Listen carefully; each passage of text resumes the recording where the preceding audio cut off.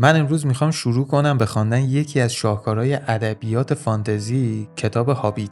این کتاب داستان ماجراجویی‌های بیلبو بگینز، یک هابیت خونه نشین و ساکت رو روایت میکنه که توسط یک جادوگر به نام گندالف و یک گروه از دورفا به سفری پرخطر و هیجان انگیز دعوت میشه. اونا قصد دارن از یک اژدهای بزرگ به نام اسماک یک گنج بزرگ رو پس بگیرن. تو این سفر بیلبو با دشمنان و دوستای زیادی روبرو میشه و کلی تجربه کسب میکنه که زندگیش رو برای همیشه تغییر میده. پس بیایم با هم همراه باشیم و برای شنیدن و دیدن فصل اول کتاب هابیت آماده شیم. امیدوارم از این ویدیو لذت ببریم و نظراتتون رو توی کامنت برام بنویسین. حالا بیایم فصل اول رو شروع کنیم.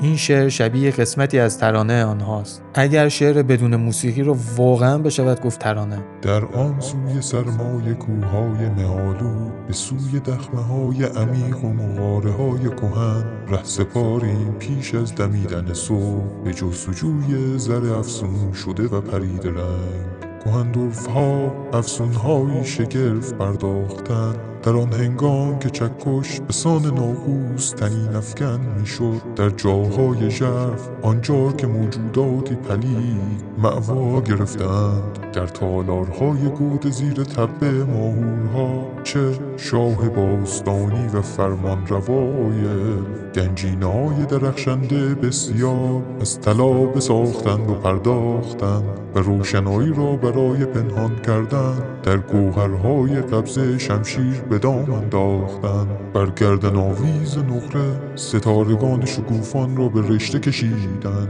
و آتش اژدها را بر تاج نشاندند و با تور بافته به صید روشنایی ماه و خورشید رفتند. در آن سوی سرمای کوههای مه‌آلود، به سوی دخمه‌های عمیق و مغاره‌های کهن ره سپاریم پیش از دمیدن صبح، در طلب زری که از آن ماست و دیری از فراموشش کرده ایم. آنجا از برای خود ساغرهایی ساختند و جنگهایی از طلا، آنجا که هیچ آدمی زادی مسکن نمی کند دیری زیستند و سرودهای بسیار به آواز خواندند که آدمی زادگان و الفا هرگز نشنیدند. درختان کاج بر بلندی زار می زدند، باد شبانه سوزه می کشید، آتش سرخ بود و شعله کشان گسترش می‌یافت و درختان به سان مشعله‌های فروزان بودند. زنگ ناقوس‌ها از دره بلند بود و آدم‌ها رنگ از رخسار پریده چشم به آسمان دوخته بودند و آتش خشم اژدها سوزنده تر از هر آتشی برج‌ها و خانه‌هایشان را به زیر می‌کشید. از کوه در زیر ماه دود برخاست. دورف‌ها صدای گام‌های سرنوشت را شنیدند، از تالارهای خیش گریختند تا در زیر پاهای او زیر ماه به خاک افتند. در آن سوی سرمای کوههای مه‌آلود، به سوی دخمه‌های عمیق و مغاره‌های تاریک ره سپاریم پیش از دمیدن صبح، برای بازپس گرفتن چنگ‌ها و طلا از او. هابیت با ترانه آنها احساس کرد که عشق به چیزهای زیبای ساخته دست، چیزهای بدی و چیزهای جادویی توی دلش به جنبش در می‌آید. یک جور عشق بی‌امان و ناشی از حسادت، شور و اشتیاقی که دل دورف‌ها را ربوده است. آنگاه چیزی توقاری توی دل او بیدار شد و هوس کرد که برود و کوههای بزرگ را ببیند و صدای درختان کاج و آبشارها را بشنود و در غارها کندوکاو کند و به جای عصا شمشیر دست بگیرد. از پنجره بیرون را نگاه کرد. در آسمان تاریک بالای درختان ستاره‌ها دیده می‌شدند. درخشش جواهرات دورف‌ها در مغاره‌های تاریک را در نظر مجسم کرد. ناگهان در بیشه آن طرف آب شعله‌ای بالا جست. شاید یک نفر داشت آتش روشن می‌کرد و اژدهایان یغماگر را در نظر مجسم کرد که در تپه آرام و بی سر صدای او مسکن کردند و آن را یکسره به آتش کشیدند. لرزید و خیلی زود دوباره شد همان آقای بگینز ساده دل اهل بگند، ساکن زیر تپه. لرزان از جا بلند شد. کمی دو دل بود که برود و یک چراغ بیاورد و بیشتر یک دل بود که وانمود کند میخواهد این کار را بکند و برود و پشت بشکه‌های آبجو در سردابه قایم شود و تا همه دورفا گورشان را گم نکردند بیرون نیاد. یه دفعه دید که از موسیقی خبری نیست و همه آنها با چشمهایی که توی تاریکی برق میزد به اون نگاه میکنن. تورین گفت داری کجا میری؟ لحن صدایش طوری بود که انگار هر دو نصفه دل هابیت را به حدس و گمان دریافته بود. بیلبو پوزش خواهانه گفت با کمی روشنایی موافقی؟ دورفا گفتند ما تاریکی را دوست داریم. تاریکی جان میدهد برای کارهای مرموز و تاریک. حالا کو تا سپیده صبح. بیلبو گفت البته و با عجله نشست. اشتباها به جای آن که بنشیند روی چارپایه نشست روی لبه پایین شومینه و انبر و خاکانداز رو با صدای دنگ چپه کرد. گندالف گفت ایس اجازه بده تورین حرف بزنه و تورین اینطور شروع کرد. جناب گندالف، دورفای عزیز و آقای بگینز، ما اینجا در خانه دوست و همکار توطئه‌گرمان این هابیت بسیار عالی مقام و شهیر بادا که هرگز مویی از انگشتان پایش کم نشود و درود بر آبجو و شراب خانه‌اش دمی برای نفس گرفتن و شنیدن تاییدیه مؤدبانه از جانب هابیت مکث کرد. اما این خوشگویی اصلا در بیلبو بگینز بیچاره جا نگرفته بود که داشت دهنش را در اعتراض به اینکه او را مدبور و بدتر از آن همکار توطئه‌گر خوانده بودند می‌جنباند، ولی از بس مات و مبهوت بود که صدایی از دهنش بیرون نمی‌آمد. بنابراین تورین ادامه داد: ما دوره هم جمع شدیم تا درباره نقشه‌ها و روش‌ها و ابزارها و سیاست‌ها و تمهیدات خودمان به بحث بنشینیم. پیش از دمیدن صبح سفر طولانی خود را آغاز خواهیم کرد. سفری که ممکن است برخی از ما و یا شاید همه ما جز دوست و مشاور عزیزمان ساحر هوشمند جناب گندالف هرگز از آن باز نگردیم.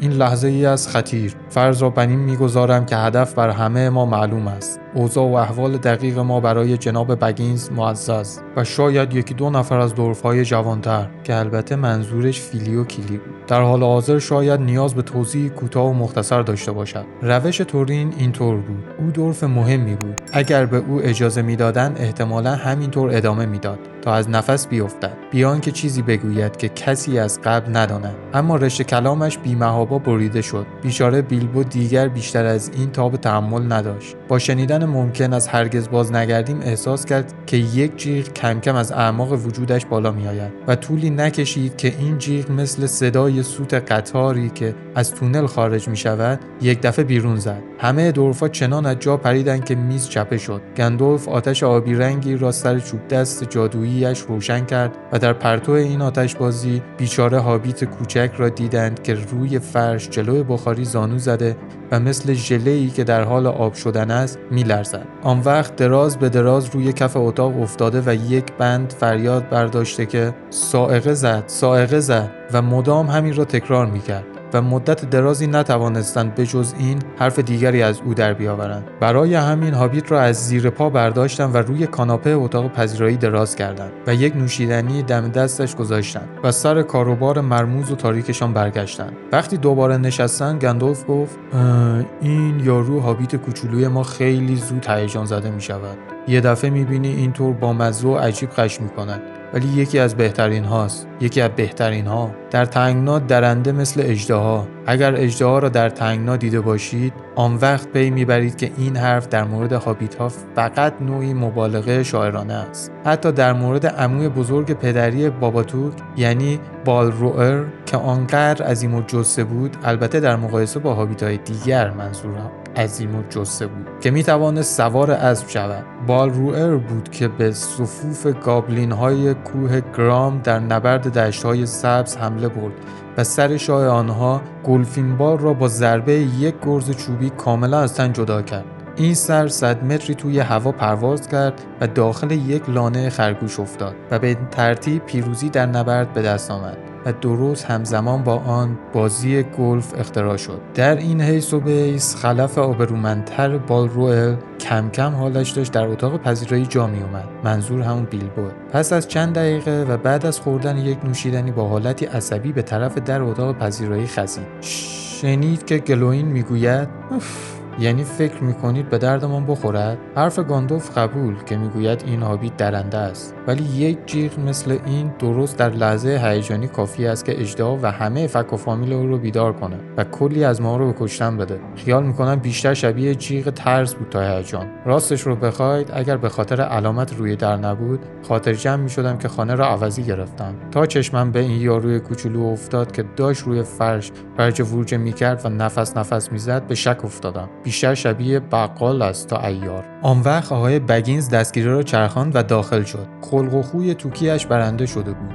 یک دفعه احساس کرد حاضر است برای اینکه او را درنده فرض کنند بدون رختخواب و صبحانه سر کنند. اما این حرف دورف یاروی کوچولو که داشت روی فرش ورجه میکرد حسابی او را از کوره در برده و درنده کرده بود. بعدها خلق و خوی بگینزیش از این کاری که کرد بارها و بارها پشیمان شد و به خودش گفت بیلبو تو احمقی، صاف آمدی تو و پایت رو گذاشتی وسط معرکه. گفت اگر تصادفاً حرفای شما را شنیدم میبخشید. وانمود نمی کنم که از حرفای شما یا این اشاره‌ای که به عیارها کردید سر درآورم، ولی خیال میکنم پر بیراه نیست که فکر میکنم این چیزی است که اون را اعاده حیثیت مینامید. شما خیال میکنید من به درد بخور نیستم؟ باشید تا نشانتان بدهم. من علامتی روی در خانه‌ام ندارم. 1 هفته پیش تازه رنگش زدم و مطمئنم که عوضی در خانه من آمدید. وقتی چشمم به قیافه مسخره شما روی پلکان جلوی در افتاد شک برم داشت. حالا فرض کنید درست آمدید. بگویید می‌خواهید چه کار کنید. آن وقت من هم سعی خودم را می‌کنم. حتی اگر قرار باشد از اینجا تا